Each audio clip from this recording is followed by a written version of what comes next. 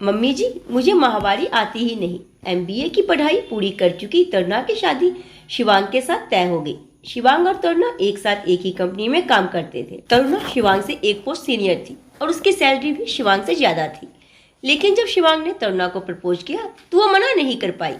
देखने में हैंडसम और स्वभाव से हंसमुख और मिलनसार शिवांग उसे बहुत अच्छा लगता था। ऑफिस में धीरे धीरे दोस्ती हुई और फिर दोनों में प्यार हो गया और अंततः दोनों ने शादी कर ली।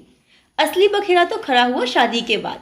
शिवांग के घर में केवल उसके माँ और पापा रहते थे। एक बड़ी बहन थी सिया, लेकिन उसकी शादी पहले ही हो चुकी थी। शादी के पहले दिन ही शिवांग की माँ ने तरुणा को समझाना शुरू कर दिया।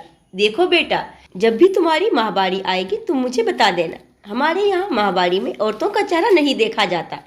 जितने भी दिन तुम्हें माहवारी रहेगी तुम्हें अलग कमरे में अलग बिस्तर पर सोना होगा। वहीं पर तुम्हें तुम्हारा खाना और पानी दे दिया जाएगा। तरुणा के द्वारा इसका कारण पूछे जाने पर उसकी सास ने समझाया, माहवारी में औरतें अशुद्ध हो जाती हैं और उस औरत की छाया पड़ने से भी पुरुष को पाप लगता है। इसी कारण तुम्हें अलग कमरा दे दिया जाएगा जहां तुम आराम से रहना। तुम्हें कोई तकलीफ नहीं होगी, बस तुम्हें 4 दिन उसी कमरे में बैठे रहना होगा। तरुणा ने जब यह तुगलक की फरमान सुना तो उसके पैरों तले जमीन खिसक गई। उसने अकेले में इस बारे में शिवांग को बताया। शिवांग, मम्मी जी ने मुझसे ऐसा ऐसा कहा है, अब तुम ही बताओ 4 दिनों तक मैं एक ही कमरे में बंद कैसे रहूंगी?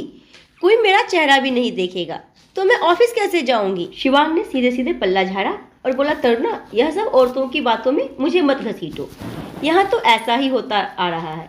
जब सिया दीदी घर में थी तो वह भी महीने में 4 दिन कमरे में ही बंद रहती थी। लेकिन तुम्हारा जैसे मन करता है तुम वैसे मैनेज करना। मैं तुम्हारे और मम्मी के बीच कुछ नहीं बोल सकता।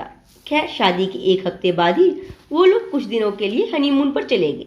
हनीमून से लौटने के अगले दिन ही दोनों ने वापस ऑफिस जाना शुरू कर दिया। शादी को 2 महीने बीत चुके थे, लेकिन तरुणा ने एक बार भी अपनी सास को नहीं बताया कि उसे माहवारी आई है। एक दिन उसके सास ने उसे बुलाया और पूछा कि बहू, 2 महीने बीत गए तुम्हें इस घर में, तुमने दोनों महीने नहीं बताया कि तुम्हें माहवारी कब आई। मैंने तुमसे कहा था ना कि मुझे बता देना जिससे तुम्हारा कमरा अलग कर दूं। तरुणा ने धीरे से मुस्कुराते हुए जवाब दिया, ऐसा है मम्मी जी कि मुझे माहवारी आती ही नहीं। तरुणा की सास तो अबाक रह गई और बोली, हे भगवान, क्या कह रही हो? तुम्हें माहवारी नहीं आती? और वह इसके बाद गला फाड़ फाड़ के चिल्लाने लगी, अरे शिवांग, देख तेरे साथ कितना बड़ा धोखा हो गया। बांझ औरत तेरे गले बांध दी गई। शिवांग शोर सुनकर कमरे में पहुंचा और पूछा, क्या हो गया माँ, क्यों चिल्ला रही हो? तब उसकी माँ ने बताया कि तेरी बीवी को तो माहवारी आती ही नहीं। इतनी बड़ी बात तुम्हें पता नहीं थी? ऐसी लड़की से शादी कर ली? शिवांग ने प्रश्नवाचक दृष्टि से तरुणा की तरफ देखा। तरुणा ने अपनी सास से पूछा, क्या हुआ माँ जी? माहवारी तो गंदी चीज होती है, उसके होने से औरत अशुद्ध हो जाती है। तो यह तो अच्छी बात है ना कि मुझे माहवारी ही नहीं होती। मैं एकदम शुद्ध हूँ, मुझसे ज्यादा शुद्ध लड़की आपको और कहाँ मिलेगी? तरुणा की सास बोली, अरे मूर्ख औरत, माहवारी ना होने से औरत बच्चे पैदा नहीं कर सकती। तभी तो मैं कहूँ, अपने से छोटी पोस्ट वाले लड़के से तूने शादी कैसे कर ली? फिर तरुणा ने अपनी सास से पूछा, मम्मी जी, बच्चे पैदा करना अच्छी बात है या बुरी बात? तो उसकी सास ने कहा, यह भी कोई पूछने वाली बात है, हर औरत माँ बनना चाहती है। तो फिर तरुणा ने पूछा, अगर माहवारी बच्चे पैदा करने में मदद करती है तो उसके होने से औरत अशुद्ध कैसे हो गई? आगे तरुणा ने अपनी सास को समझाते हुए कहा, मम्मी जी, मुझे भी माहवारी आती है, लेकिन मैं इस बात को नहीं मानती कि इससे मैं अशुद्ध हो जाती हूँ।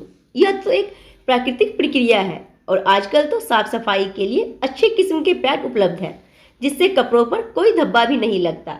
फिर इस तरह का ढकोसला क्यों? लेकिन सास तो सास होती है, अपनी बात गलत कैसे साबित होने दे? तुनक कर बोली, तुम आजकल के बच्चे पुरानी परंपराओं को मजाक समझते हो। अरे तुम्हारे भले के लिए ही तो कहा था कि अलग कमरे में रहना है, तुमको 4 दिन आराम रहता, कोई काम न करना पड़ता। हमारे पूर्वजों ने अगर नियम बनाए हैं तो कुछ सोच समझ कर ही बनाए होंगे।